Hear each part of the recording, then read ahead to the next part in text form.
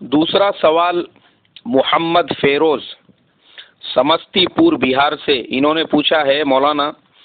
غیروں کی مٹھائی کھانے کا مسئلہ کیا ہے؟ بھائی ہمارے محمد فیروز صاحب، آپ کا جواب دیا ہے حضرت مولانا خالد سیف اللہ رحمانی صاحب نے کتاب الفتاوی جلد نمبر 1 صفحہ نمبر 303 پر۔ اس میں انہوں نے لکھا ہے کہ غیر مسلموں کے ایسے تحفے قبول کرنا جائز ہے جن کا تعلق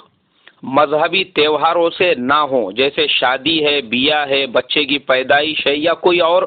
خوشی کا موقع ہے جس میں وہ آپ کو اگر مٹھائیاں دے رہے ہیں، اپنے گھر پہ بلا رہے ہیں اور آپ کو کھانے کی دعوت کر رہے ہیں، تو بغیر کسی حرج کے ان کے گھر پہ جانا، ان کی دعوت قبول کرنا، ان کا کھانا کھانا آپ کے لیے جائز اور حلال ہے۔ جو مٹھائی بتوں پر چڑھائی گئی ہو، ایسے مٹھائی کو کھانا آپ کے لیے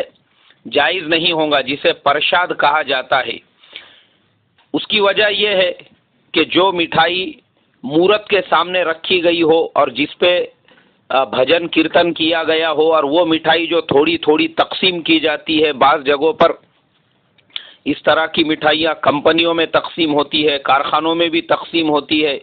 تو ایسی مٹھائی آپ کے لیے لینا جائز اور حلال نہیں ہے۔ اگر آپ نے اس کو لے بھی لیا ہے تو کسی ڈسٹ بین وغیرہ میں لے جا کے پھینک دو، اس لیے کہ قرآن میں صراحتاً اللہ نے فرمایا وَمَا أُحِلَّ بِهِ لِغَيْرِ اللَّهِ،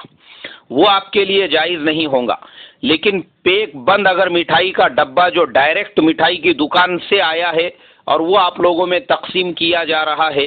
تو یہ آپ کے لیے لینا حلال ہوگا، جائز ہوگا، کوئی حرج نہیں۔